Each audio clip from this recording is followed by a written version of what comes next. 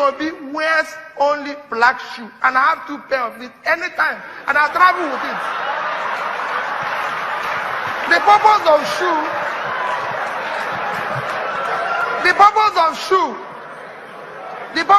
is to protect the leg from being hot. Nothing else. So that people are wearing one, they go and buy $200 one, $300. It's a waste of time. I buy this from Marks and Spencer. $49.99. Finish. It's a shoe. Nothing else. I've said it openly to everybody. This is the only watch I have. I won it for 17 years. Purpose of watch is to keep time. Why would I keep a watch at home? Whose time is he keeping? The only place I have a house officially built is in Onitsha. If you see any house anywhere in Lagos, Abuja, anywhere belonging to P2B, confiscate it. You saw me break it. I said I have 2 children. They are graduates. They never participated in any public life. I have a son that's going to be 29, 30 soon. He doesn't own a car. Because he has to buy his own car. Not me. I'm the governor. Like I said, I have a daughter. My daughter just got married on Easter Day. That's 2 days ago. It is my daughter that got married. My in-laws finished the invitation.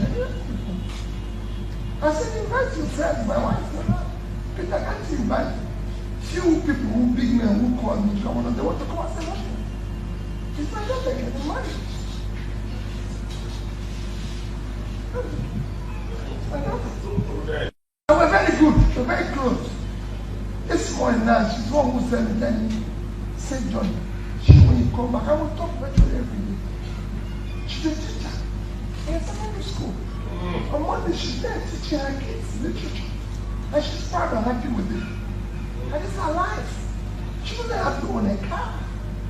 Because teachers have no buy car. Yes, I'm going to buy a car. So for someone who asks me about teacher, I have one in my house. We discuss, we argue, we talk. And you don't think I'm a poor man, I'm a very rich man. But there's a process people go through. So you don't have to. I had a lovely wife. My wife, I still have, there's only one woman, is there, we're very close. But when I became governor, I said, no, we can't have office of investment. Because you never campaign. Nobody goes there for you.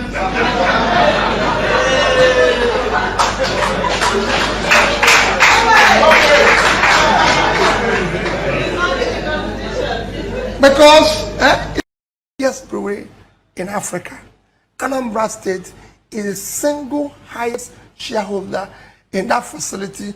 I invested in it over 20-something million dollars. It's worth almost 100 today. That's what government should do. Very good. Against you of a conflict of interest. When you were governor of Anambra State, you invested in a brewery. You put money worth about 2 billion naira of the state money in a brewery, Interfact, I think, beverages. Your company next, according to the Corporate Affairs Commission, is a major shareholder in this particular brewery.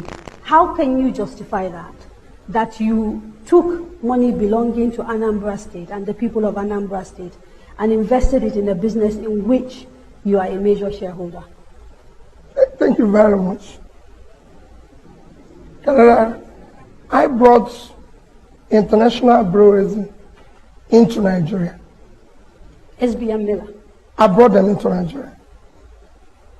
And as a governor of a state, they built a greenfield facility in the state.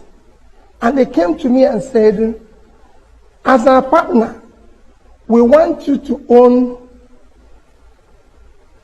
15% of this company. And I said to them, no. Right now, I'm a governor of a state. I know the future of this brewery. I want the state to own 10%. And since I'm no longer involved in this company, they can own 5%. They are putting $30 million of state money there, is now worth $100 million. And it's still there. And it's still there.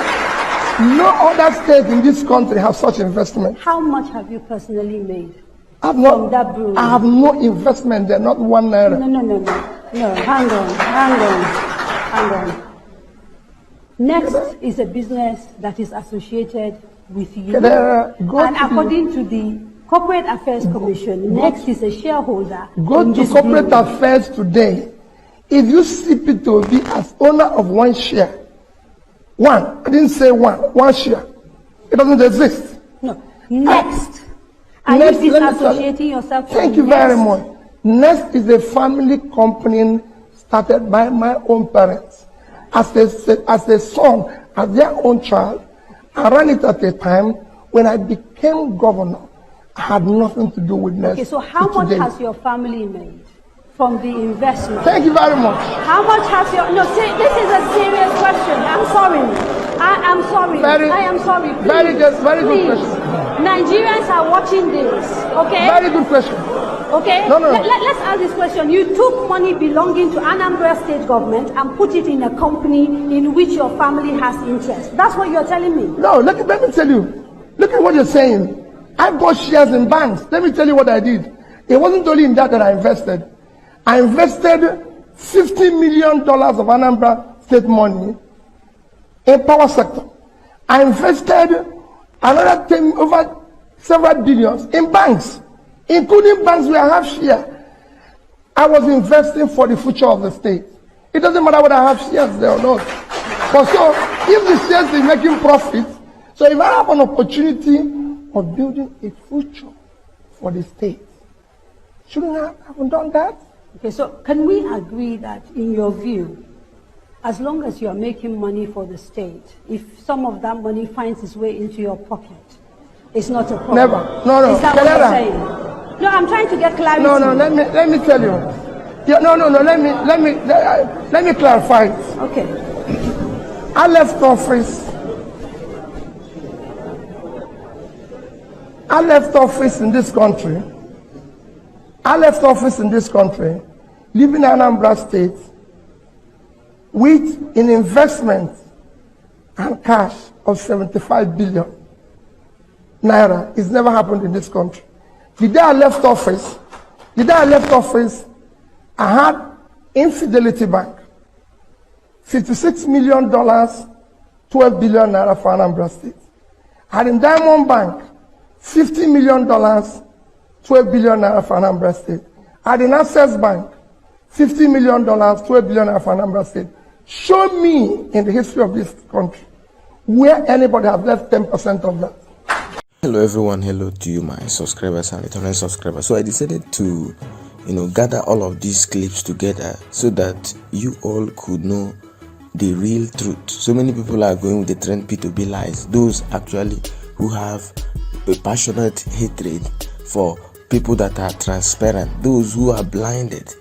They can't see transparency in the life and pattern of lifestyle of P2B. So I compiled all of these clips so that one by one the analysis will be given to Nigerians to see. Now in the first clip, P2B said that he has just 2 pairs of shoes. We all know that I believe that Italians, they have good good shoes. If you buy Italian shoes, you can wear it. Some of you that have Italian shoes that have bought good quality shoe. As a man who is an economist, who doesn't spend extravagantly, who loves quality, I believe he bought Italian shoe, he bought a high quality shoe that he has worn for those years that he's mentioned.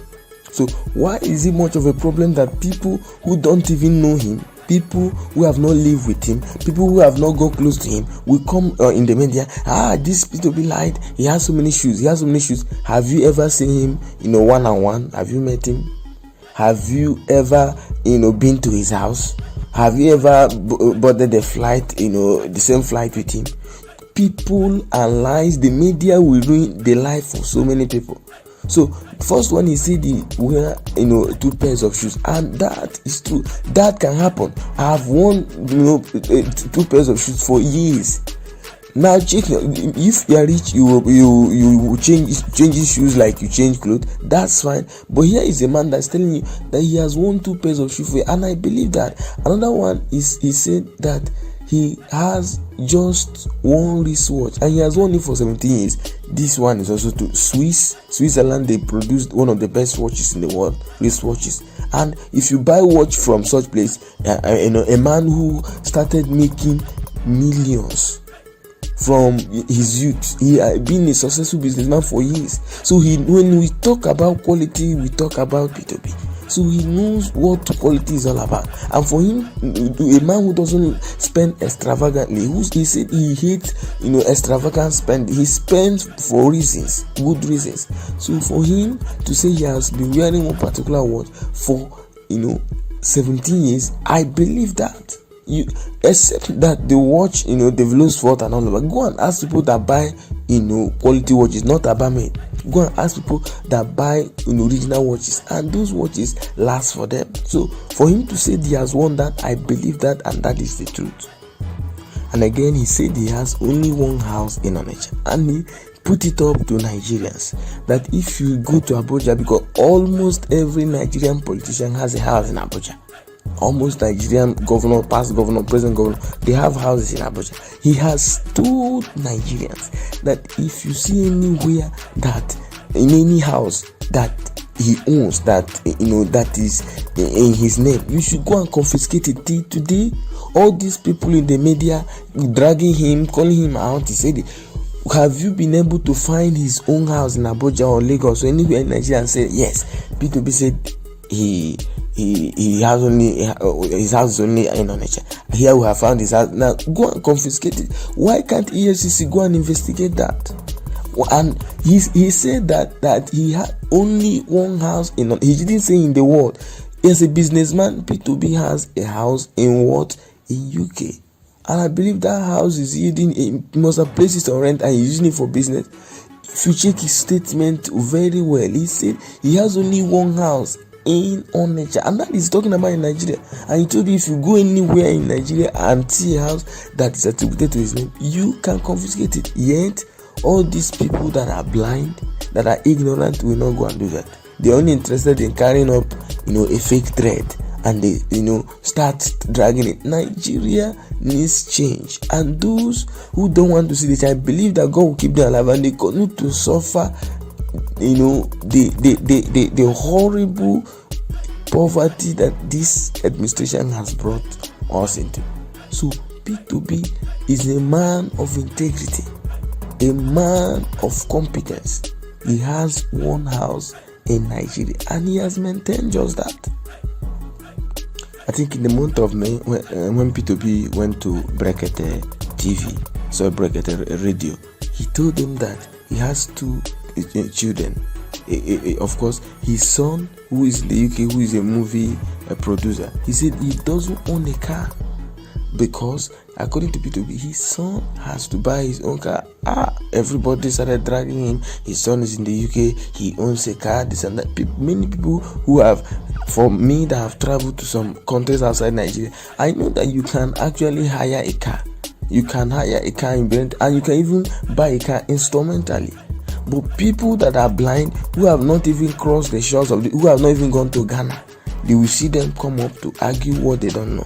So this is what this man Onwaso has to say concerning what P2B said, that his son doesn't own a car. He said, I read lots of people struggling to discredit P2B's claim about his son not owning his own personal car in Nigeria.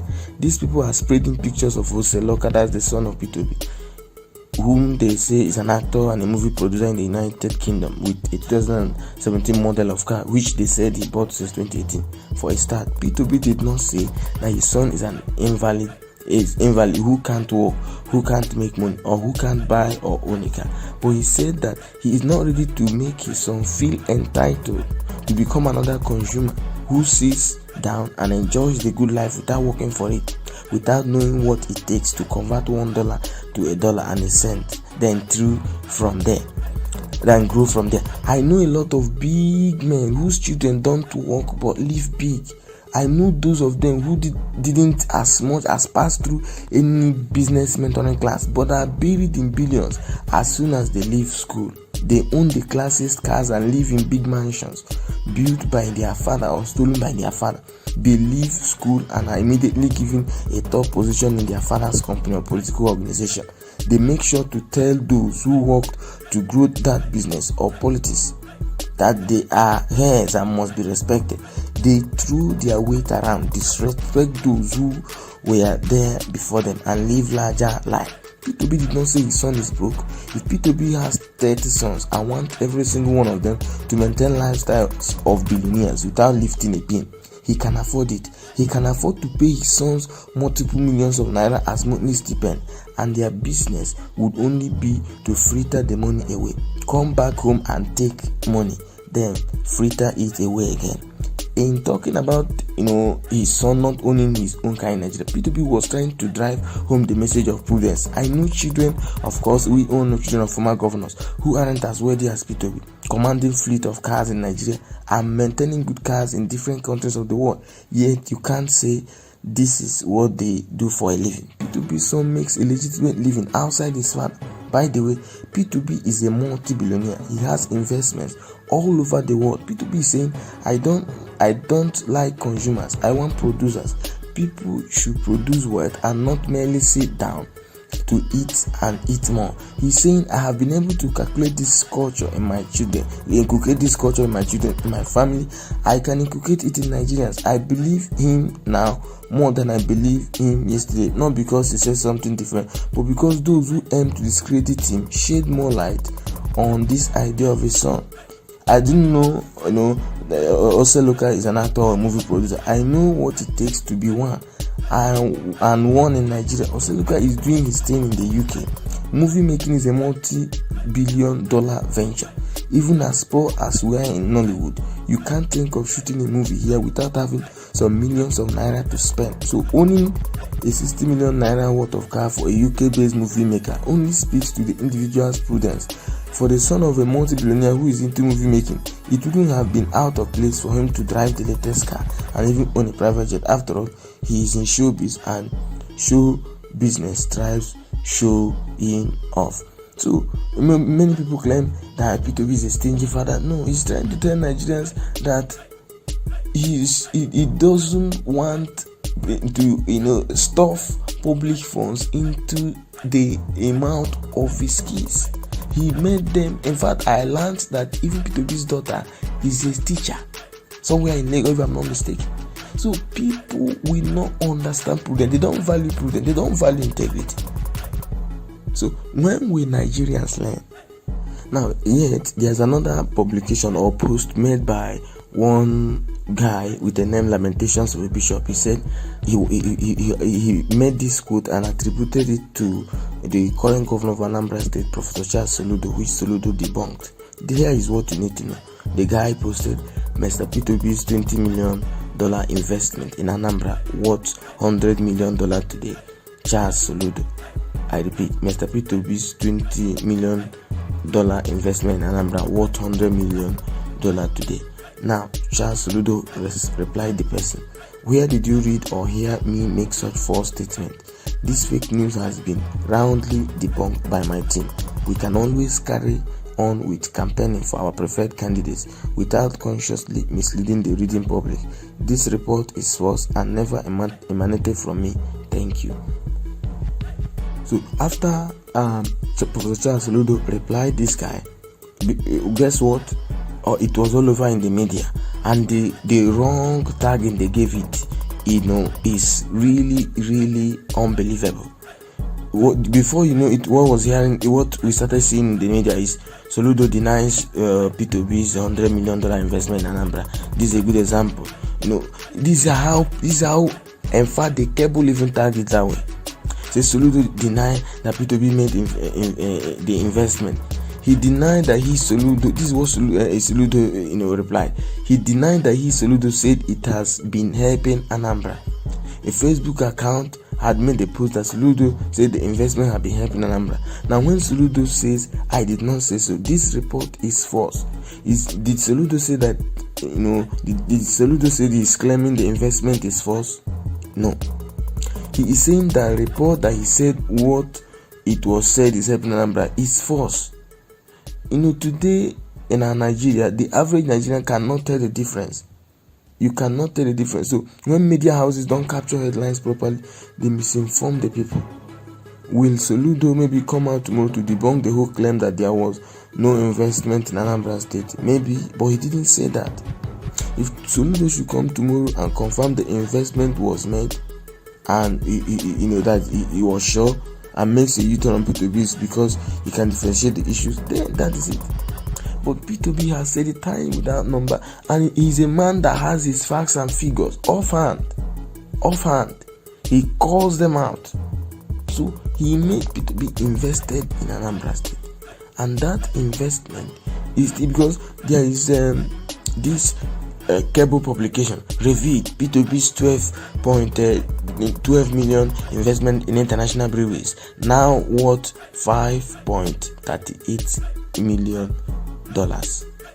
Now, consider the time P2B made this investment and the fall of Naira in this our time. So this is what Professor Ono wrote in this regard, in this cable shabby publication. He said P2B is not the first governor to invest his state's fund in a new promising private company.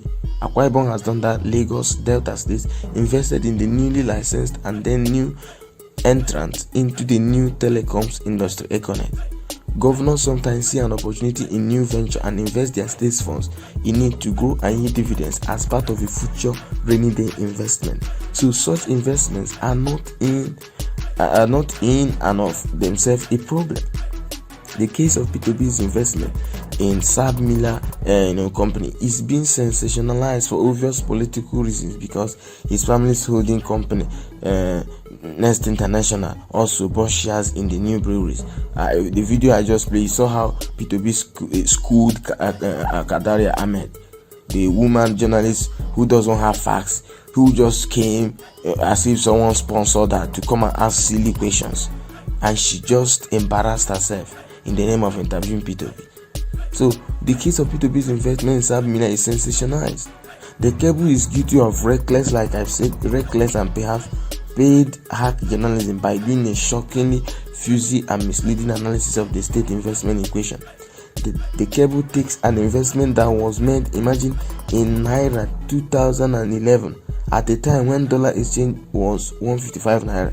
And for reasons only known to it, that's the cable, God appraised the value of that investment in dollars in 2022 when the Naira exchange of today 600 Naira, even some places more than 600. What is the value of $3.1 million now in Naira? $20 million in 2011. What is the value now? Investment in Naira today. What is the investment in Naira? That's what you should ask. The cable fails to provide the all-important number. Now, what about the fact in 2018, 9 years after the initial investment, even with the Naira struggling at 380 to $1, the value of 3.1 billion Naira investment stood at 26.1 billion Naira or $72.4 million. The cable leaves that crucial detail because I believe they are paid bloggers. No, they are even bloggers. In a blog we can get anything. Now, what happened between 2018 and now to bring the dollar value of the investment to around $6 million is called Buhari APC economic management,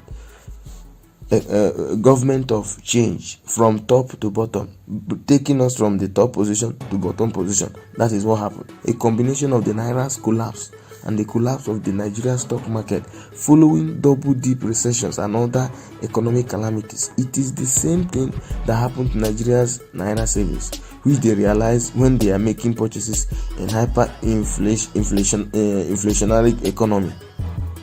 or when they are trying to purchase dollars to pay school fees for their ones abroad or to pay for imported goods. Some of the parents that have their children outside know how much they have suffered to pay school fees. School fees that was $2,000 in let's say in 2018. Parents that are paying school fees, they are almost paying double because of the dollar increase. The people don't know that. Now, none of these pesky little details makes into the cable's spacious analysis. Of course, this is scandalous enough, but the cable then neglects to collaborate and publish the yearly dividends from profits that Anambra State has reaped from the investment for the past 11 years. This is scandalous journalism designed clearly to damage the growing P2B phenomenon. Candidate scrutiny is great, but it should be based on transparent disclosures and truth, the whole truth. I personally not convinced that P2B can win the 2023 presidential election. I don't think he enough time to grow his support nationwide. He has enough time. He doesn't have enough time to grow his support nationwide, and his party does not have the inbuilt advantage of having elected officials at all levels to help mobilize votes across the country. I am of course eager for my prognosis to be proved wrong and for him to pull the shocking political upset of the century. Regardless of where you stand on P2B, however, you cannot accept this cash and carry journalism as a work of research or reportorial rigor, or you certainly cannot dignify it by sharing it approvingly what the cable published. Now let's return to the main issue of P2B's decision to invest Anambra funds in sub-million Nigeria. It was a well-intentioned decision. He saw a promising opportunity in a new company and decided that Anambra State should benefit from it. He didn't recklessly risk Anambra money where he or his family was not prepared to risk theirs, and the investment has made money for Anambra, yielding a modest return for Anambra State, even without factoring in the annual dividend over a decade and even the fact of acute naira depreciation and other macroeconomic headwinds. P2B did not personally profit from the investment like you saw in the video. Kadaria Ahmed asked him how much he made. He said he didn't make any money. And I have not seen any evidence that the investment did not follow due process of approval by the state legislature. Yet, good intentions and profitability aside, Obi should not and would probably not do the investment under the same circumstances today. There is nothing illegal or fraudulent about investment, but it doesn't pass the ethical smell test. A cynical, prejudiced person could argue plausibly that given the fungibility of shares, funds and assets in publicly traded company, Anambra State's 3.1 billion naira investment helped to boost the share value of sub-million Nigeria, thereby indirectly and hypothetically benefiting Nest International, Obi's family holding company, which also invested in sub-million Nigeria. That said, if this indirect, far-fetched and hypothetical scenario is all the APC-PDP political establishment can come up with against Obi's 8-year sojourn in public office as governor, then the man may be as good as advertised and is certainly an angel compared to his opponents in the APC-PDP establishment. So this is from Professor Moses Ochono. So I have not seen people come up to tell us that P2B, embezzled of public fund, which is the case of almost every current and past governor in Nigeria. I've not seen people come up to tell us that P2B. Look at how AFC is embarrassing the former governor of Imo State, Rochas Okorocha.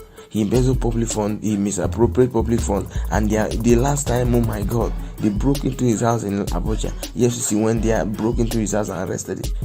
And the EFCC, of course, have gone to investigate P2B. They did not see any shishi, no shishi. So it's time that Nigerians should have sense.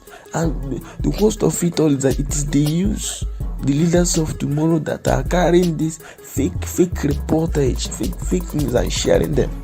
It means that Nigerians don't read, they don't know facts, they don't make their own inquiries, they don't make investigation. You just come to Twitter, come to Facebook, anything you see, you can't even read them, you just share it. P2B is a man of integrity. So no matter the lies in the media, the rumors, the gossip, that cannot change who he is, and he remains the only man that we see that is fit and competent enough to give Nigeria the real change that she needs. Thank you guys.